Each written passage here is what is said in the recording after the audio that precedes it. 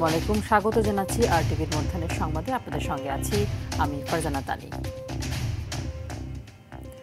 কুমিল্লার মুরাদনগরে নারীকে ধর্ষণের পর বিবস্ত্র করে নির্যাতন ও ভিডিও ছড়িয়ে দেওয়ার ঘটনায় ধর্ষক ফজর আলী সহ 5 জনকে গ্রেফতার করেছে পুলিশ।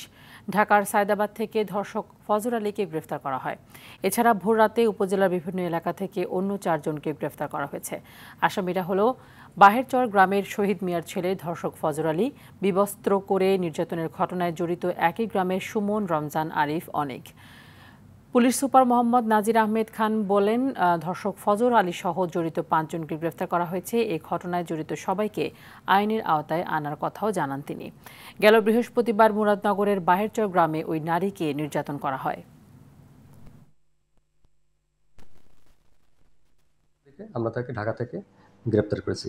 গ্রেপ্তারকৃত আসামির নাম মোহাম্মদ ফজর আলী। ভিকটিমের ছবি ধারণ করে সোশ্যাল মিডিয়ায় যারা ছড়িয়েছে তাদের 4 জনকে আমরা অ্যারেস্ট করেছি। যদি জানা যায় এই ঘটনার অন্য কোনো মোটিভ আছে কিনা, এর সাথে আরও কেউ জড়িত আছে কিনা, আমরা সবাইকে আইনের আওতায় আনব। ঐকমত্যের আলোচনা আশানুরূপ নয় বলে মন্তব্য করেছেন জাতীয় ঐকমত্য কমিশনের সহসভাপতি আলী রিয়াজ। বলেন, রাষ্ট্রের প্রতি দায়িত্ববোধ থেকেই সকলের মতামতে দরকার অগ্রগতি। জুলাই মাসের মধ্যেই জুলাই সনদ করার বিষয়ে কমিশনের প্রতিশ্রুতি কতটা পূরণ হয় তা নিয়েও সংশয় জানিয়েছেন তিনি আরও বলেন, যে অঙ্গীকার নিয়ে জুলাই আন্দোলন হয়েছে সেটার সার্থকতা কতটুকু হয়েছে সেটাই এখন দেখার বিষয়। সকালে ফরেন সার্ভিস একাডেমিতে রাজনৈতিক দলগুলোর সাথে সংলাপের শুরুতে তিনি এসব কথা বলেন।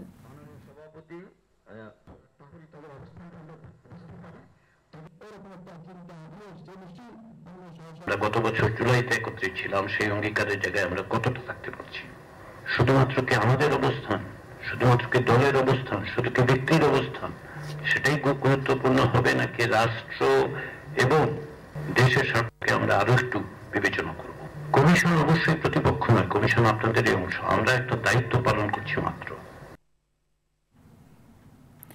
এনবিআর চেয়ারম্যানের অপসারণের দাবিতে দ্বিতীয় দিনের মতো চলছে এনবিআর সংস্কার ঐক্য পরিষদের কমপ্লিট শাটডাউন কর্মসূচি। তবে সার্বিক বিষয়ে অর্থ উপদেষ্টার সঙ্গে আলোচনার জন্য সচিবালয়ে যাবেন ঐক্য পরিষদের প্রতিনিধি দল। সকাল 9টার দিক থেকেই বিভিন্ন করাঞ্চল থেকে আসা সংস্থাটির কর্মকর্তা কর্মচারীরা অবস্থান নিয়েছেন এনবিআর ভবনের প্রধান ফটকের সামনে। সতর্ক অবস্থানে আইনশৃঙ্খলা রক্ষাকারী বাহিনী। আন্দোলনকারীরা জানান, দাবি আদায় না হওয়া পর্যন্ত মাঠ ছাড়বেন না তারা। এদিকে জাতীয় রাজস্ব বোর্ড কর্মকর্তাদের লাগাতার শাটডাউনের কারণে সম্পূর্ণ বন্ধ রয়েছে চট্টগ্রাম কাস্টমস হাউসের আমদানি ও রপ্তানি কার্যক্রম। এতে চরম অচল অবস্থার মধ্যে পড়েছে দেশের প্রধান বাণিজ্যিক বন্দর।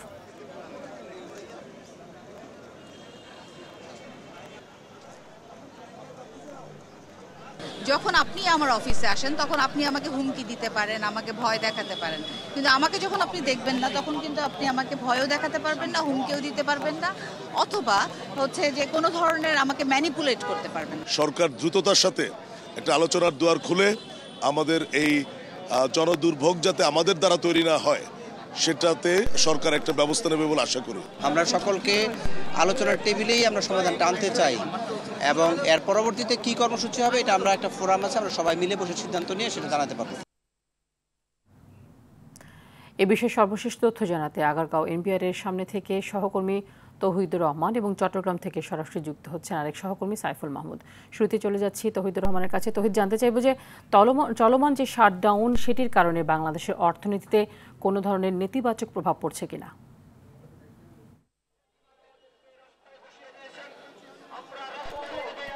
আপনাকে ধন্যবাদ। আপনি জানেন যে বেশ কিছুদিন ধরে এনবিআর সংস্কারের দাবিতে শাটডাউন কর্মসূচি চলছে।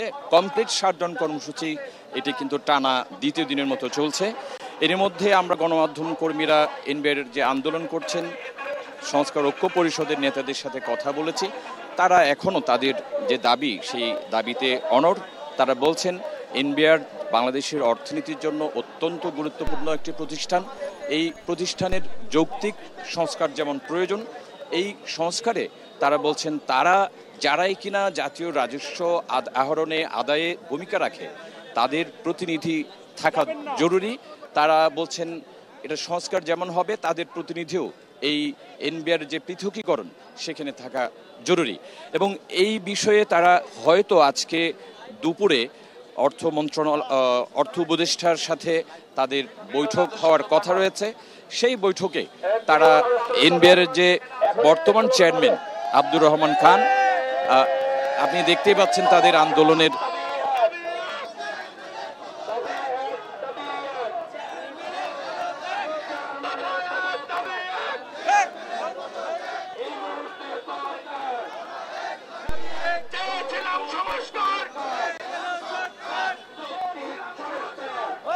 অর্থাৎ আপনি বুঝতে পারছেন তানি সবাই এখন একটাই দাবি যে আন্দোলন, সেটা হচ্ছে এনবিআর এর চেয়ারম্যানের পদত্যাগ, অপসারণ। দর্শক, আমরা এখন চলে যাচ্ছি আমাদের আরেক সহকর্মী চট্টগ্রামে অবস্থান করছেন, সরাসরি তিনি সেখানকার সর্বশেষ জানাবেন। আপনাকে ধন্যবাদ। আমি যদি বলে থাকি আসলে এনবিআর এর এই ধর্মঘটের ফলে চট্টগ্রাম কাস্টম হাউসে কিন্তু একেবারে শোষণ নীরবতা পালন করছে। এখানে কিন্তু কাস্টম হাউসের কোনো কর্মকর্তারা কিন্তু এখানে আসেনি। বিশেষ করে এই তাদের ধর্মঘটের ফলে চট্টগ্রাম বন্দরে কিন্তু পণ্যের কন্টেইনার জট দেখা দিয়েছে ইতিমধ্যে, এবং একই সাথে কন্টেইনার জটের পাশাপাশি কিন্তু জাহাজও জট দেখা দিয়েছে। চট্টগ্রাম বন্দরে সাধারণত চট্টগ্রাম বন্দরের যেই ক্ষমতায়ন সেখানে কিন্তু 35,000 টিউএস কন্টেইনার থাকার কথা, এখানে কিন্তু ইতিমধ্যে কিন্তু 37,000 টিউএস কন্টেইনার কিন্তু হয়ে গেছে। এই জন্য কিন্তু বন্দরের কন্টেইনার জট দেখা দিয়েছে। এখানে যারা আসলে চট্টগ্রাম কাস্টম হাউসে যারা কাজ করেন তারা বললো আসলে এই ধর্মঘটের ফলে আমদানি রপ্তানিতে বিরূপ প্রভাব পড়েছে এবং অরাজকতা রাষ্ট্রের বিরুদ্ধে এই কর্মকর্তাদের কিন্তু আসলে এই আন্দোলন এটিকে আসলে এখানে তারা কাজ করছে এই অরাজকতা আসলে কারণে বোঝা যাচ্ছে যে আসলে এই কবে নাগাদ আসলে এটা শেষ হবে তাও বোঝা যাচ্ছে না। তবে এখানকার যারা কাজ করে তারা বললো যে আসলে প্রতিদিন চট্টগ্রাম কাস্টম হাউসে 5 থেকে 7,000 ফাইলের কাজ করে, কিন্তু একদিনের এই জটে দেখা যাচ্ছে যে যদি আগামীকাল অথবা পরশুতে চালু হয় তাহলে কিন্তু কালকে অথবা পরশু দিন থেকে 15 থেকে 16,000 ফাইল হয়ে যাবে। তখন কিন্তু দেখা দিবে আসলে কে কার আগে কিন্তু এই কাজগুলো শেষ করবে। এক কথায় যদি বলে থাকি আসলে চট্টগ্রাম বন্দরের এই মুহূর্তে কিন্তু একেবারে সম্পূর্ণ কার্যক্রম বন্ধ, যেহেতু আসলে কাস্টমস হাউসের কোনো কর্মকর্তারা নাই। তবে চট্টগ্রাম বন্দরের সচিব জানিয়েছেন তারা কিন্তু পণ্য ডেলিভারিতে দিতে কিন্তু সম্পূর্ণ প্রস্তুতি নিয়ে রেখেছেন। যদি এটা সমাধান হয়ে থাকে তাহলে কিন্তু খুব দ্রুত সময়ের মধ্যে পণ্য ডেলিভারি যাবে বলে মনে করছেন। এই ছিল আমার কাছে এনবিআর এর ধর্মঘট নিয়ে সর্বশেষ তথ্য। তৌহিদ এবং সাইফুল, আপনাদের দুজনকেই ধন্যবাদ। গত 24 ঘন্টায় করোনা ভাইরাসে আক্রান্ত হয়ে 2 জনের মৃত্যু হয়েছে। এ সময়ের মধ্যে নতুন করে আরও 7 জনের শরীরে ভাইরাসটি শনাক্ত হয়েছে। এ নিয়ে চলতি বছরে এখন পর্যন্ত ভাইরাসটিতে আক্রান্ত হয়ে 22 জনের মৃত্যু হয়েছে, আর করোনা শনাক্ত হয়েছে 535 জনের। আর গেল একদিনে ডেঙ্গু জ্বরে আক্রান্ত হয়ে 1 জনের মৃত্যু হয়েছে। একই সময়ে 262 জন দেশের বিভিন্ন হাসপাতালে ভর্তি হয়েছেন। চলতি বছর ডেঙ্গু আক্রান্ত হয়ে হাসপাতালে ভর্তি হয়েছেন মোট 9,484 জন, আর মারা গেছেন 41 জন। স্বাস্থ্য অধিদপ্তর থেকে পাঠানো সংবাদ বিজ্ঞপ্তিতে এসব তথ্য জানানো হয়।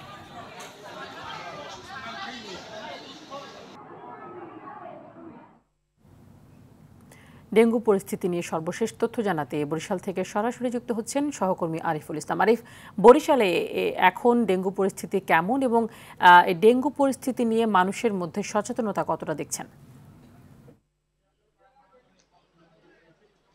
ফারজানা তানি, প্রথমে আপনি যে আসলে শেষে যে জানতে চেয়েছেন সেখান থেকে একটু বাস্তব চিত্র দেখাতে চাই। আমি এখন রয়েছি বরিশাল শের-ই বাংলা মেডিকেল কলেজ হাসপাতালে। চিত্রটি হচ্ছে এমন, এক পাশে লেখা আছে ডেঙ্গু কর্নার, আর মেঝেতে এবং এই যে খাটগুলো দেখছেন এখানে ডেঙ্গু এবং মেডিসিনের রোগী ভরা। তো এক পাশে কিন্তু মেডিসিনের রোগী, অপর পাশে কিন্তু ডেঙ্গুর রোগী, কিন্তু লেখা আছে ডেঙ্গু কর্নার। কিন্তু এখানে কিন্তু সচেতনতার বালাইও নেই। খোদ হাসপাতালগুলোতে কোনো ধরনের মশারি আমরা দেখছি না। এখানে যাদেরকে জিজ্ঞাসা করছি তারা বলছেন এখানে মশা পড়ে না, কিন্তু চিকিৎসক কিংবা এখানে যারা কর্তব্যরত রয়েছেন তারা মশারি টানাতে বলেছিলেন কিনা সে প্রশ্নের উত্তর আসলে তাদের কাছে নেই। তো আপনি জানবেন যে গোটা দক্ষিণ অঞ্চলের অবস্থা খুবই ভয়াবহ। তার একমাত্র মুখপাত্র স্বাস্থ্য কেন্দ্র হচ্ছে এই বরিশাল শের-ই বাংলা মেডিকেল হাসপাতাল। এখানের অবস্থায় এই অবস্থা। তো সেক্ষেত্রে আপনার বুঝতে হবে যে সাধারণ অবস্থাটা কতটা ভয়াবহ। বরিশালের যে সাধারণ মানুষগুলো রয়েছে তাদের মাঝে সচেতনতা অনেক অংশেই কম, যার লক্ষণ হিসাবে আমরা দেখেছি গত 24 ঘন্টায় 148 জন যে ডেঙ্গু রোগে আক্রান্ত হয়ে শুধুমাত্র হাসপাতালগুলোতে ভর্তি রয়েছে এর অধিকাংশই কিন্তু বরগুনাতে, অর্থাৎ 68 জন। এর মধ্যে একজনের মৃত্যুর সংবাদ আমাদের কাছে রয়েছে, আর বাকি যারা রয়েছে তারা হাসপাতালে চিকিৎসাধীন রয়েছে। এই শেরেবাংলা মেডিকেল কলেজ হাসপাতালে এখন পর্যন্ত যে 30 জন ভর্তি রয়েছে তার 90% মানুষ কিন্তু বরগুনার। আমরা জানতে চেয়েছিলাম সেখানকার যারা রয়েছে তারা বারবারই বলছেন যে সচেতনতা আসলে তাদের মাঝে একদমই নেই। তার কারণ সেখানে যারা রয়েছেন প্রশাসন এবং প্রশাসকের যারা রয়েছেন তারা যেমন উদাসীন, ঠিক সাধারণ মানুষের উদাসীন। ফলে সেখানে ডেঙ্গু আক্রান্তর সংখ্যা দিনে দিনে বৃদ্ধি পাচ্ছে। আর করোনার যে বিষয়টি জানতে চেয়েছেন, ইতিমধ্যেই বরিশালে 3 জন করোনায় আক্রান্ত হয়েছে, আর 3 জনের মধ্যে দুজন আসলে তারা চিকিৎসাধীন অবস্থা রয়েছে, বাকি একজন আসলে হাসপাতালে নেই, তাকে পাওয়া যাচ্ছে না। অপরদিকে বরিশাল শেরেবাংলা মেডিকেল হাসপাতাল এবং অন্যান্য যে বরিশাল সদর জেনারেল হাসপাতাল, সেখানে করোনা টেস্টের জন্য প্রতিদিনই আসলে দর্শনার্থী আসছে এবং ভিড় জমাচ্ছে। সেখান থেকে আসলে যদি শনাক্ত হয় তাহলে তারা আসলে চিকিৎসা নিচ্ছে। ফারজানা তানি, এখন পর্যন্ত এই ছিল বরিশাল থেকে আমার কাছে। আরিফ, ধন্যবাদ আপনাকে। দর্শক, চলছে রাজনৈতিক দলগুলোর সঙ্গে জাতীয় ঐক্যমত্য কমিশনের বৈঠক। আমরা সরাসরি চলে যাচ্ছি সেখানে। রয়েছেন আমাদের সহকর্মী সাকিবুর রহমান। সাকিব,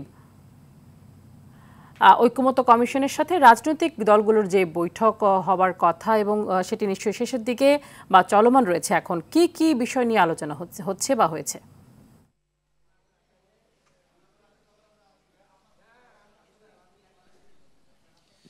তানি, আসলে আজকে কিন্তু সকাল থেকে দ্বিতীয় পর্যায়ে 7ম দিনের বৈঠক চলছে। সেখানে কিন্তু যখন রাজনৈতিক দলগুলো যারা রয়েছে, বিএনপি, জামাত, এনসিপি সহ 30টি রাজনৈতিক দল এবং সংগঠন এই আলোচনায় অংশ নিচ্ছেন, এবং সেখানে কিন্তু সূচনা যে বক্তব্য, সেখানে আলী রিয়াজ কয়েকটি আশঙ্কার কথা প্রকাশ করেছেন। বিশেষ করে তিনি বলেছেন যে আসলে যে অঙ্গীকার নিয়ে জুলাই আন্দোলনটি হয়েছিল আসলে সেটি রক্ষা করা যাবে কিনা সেটি নিয়ে একটি সংশয় প্রকাশ করেছেন। পাশাপাশি জুলাই সনদ তৈরির বিষয়ে তিনি সংশয় প্রকাশ করেছেন। আসলে এই যে আলোচনা সেটি কিন্তু দীর্ঘদিন ধরে চলছে, বিভিন্ন পর্যায়ে আলোচনা চলছে। সেখানে বিভিন্ন রাজনৈতিক দল রয়েছেন, সংগঠনগুলো রয়েছেন, তারা তাদের মতামত প্রকাশ করছেন এবং অনেকগুলো বিষয়ে কিন্তু তারা বিশেষ করে একমতে আসতে পারছেন না। তখন তারা বিভিন্ন কিছু বিষয়ে যখন তারা একমতে আসতে পারছেন না, তখন তারা কয়েকটি বিষয়কে আলাদা করার জন্য বা সেটি যাতে সমাধানে আসতে পারে সেটি নিয়ে কমিটি করার কথা বলেছেন, যে নতুন করে একটি কমিটি তারা কয়েকটি সিদ্ধান্ত দিবে, তারপরে রাজনৈতিক দলগুলো আবার সেই বিষয়ে আলোচনা করবে। সেই বিষয়গুলো উঠে এসেছে এবং পাশাপাশি যখন রাজনৈতিক দল এবং সংগঠনগুলো যখন একমতে আসতে পারছে না, তখন কিন্তু সেই আলোচনাগুলো আরও দীর্ঘ হচ্ছে, যার ফলেই কিন্তু আজকেও সেই বিষয়গুলো নিয়ে আলোচনা হচ্ছে এবং আলোচনার পরবর্তীতে রাজনৈতিক দলগুলো তারা বেরিয়ে আসবেন এবং তারা তাদের মতামতগুলো আসলে প্রকাশ করবেন যে কয়টি বিষয়ে তারা একমত হতে পেরেছেন। পরবর্তী সংবাদের মাধ্যমে হয়তো দর্শকদেরকে জানিয়ে দিতে পারবো যে তারা কতটুকু বিষয়গুলো আজকে একমত হতে পারলো। তো এই ছিল আমার কাছে ঐক্যমত্য কমিশনের বৈঠকের সর্বশেষ। তানি। সাকিব, ধন্যবাদ আপনাকে। নিশ্চয়ই পরবর্তী সংবাদে আপনার কাছ থেকে আরো কিছু তথ্য জানবো আমরা। বিচার বিভাগ পৃথকীকরণ ও নিম্ন আদালতের বিচারকদের শৃঙ্খলা বিধি সংক্রান্ত মামলার রিভিউ আবেদনের আদেশ স্থগিত করেছেন আপিল বিভাগ।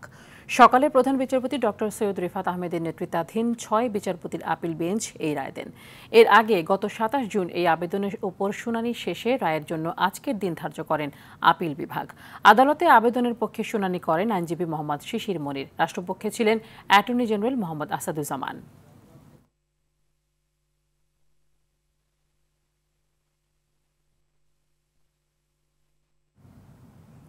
আন্তর্জাতিক প্রসঙ্গ।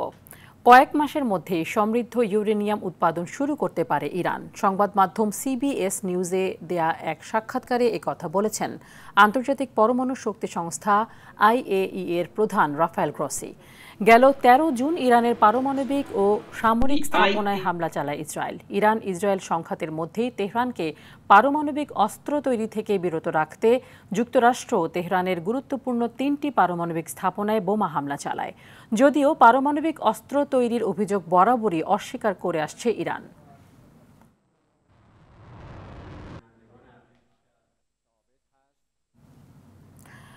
AFC নারী এশিয়ান কাপ বাছাই প্রসঙ্গ। AFC নারী এশিয়ান কাপ বাছাইয়ের ম্যাচে আজ বাহরাইনের বিপক্ষে মাঠে নামবে বাংলাদেশ। মিয়ানমারের ইয়াঙ্গুনের তুবুন্না স্টেডিয়ামে ম্যাচটি শুরু হবে বাংলাদেশ সময় সন্ধ্যা 6:30টায়। ফিফা র্যাঙ্কিংয়ে বাহরাইনের অবস্থান 92তে, যেখানে বাংলাদেশ কিছুদিন আগেই 5 ধাপ উন্নতি করে উঠে আসে 128 নম্বরে। তবে র্যাঙ্কিংয়ে পিছিয়ে থাকলেও মাঠের পারফরমেন্স দিয়ে দিনটি নিজেদের করে নিতে বদ্ধপরিকর পিটার বাটলারের শিষ্যরা। মূল আসরে খেলার স্বপ্ন নিয়ে বাছাই খেলতে যাওয়া বাংলাদেশ প্রথম ম্যাচেই জয় তুলে নিতে চায়। মধ্যাহ্নের সংবাদ এই পর্যন্তই। দুপুরের সংবাদ 1:45টায় দেখার আমন্ত্রণ রইল। ধন্যবাদ সবাইকে।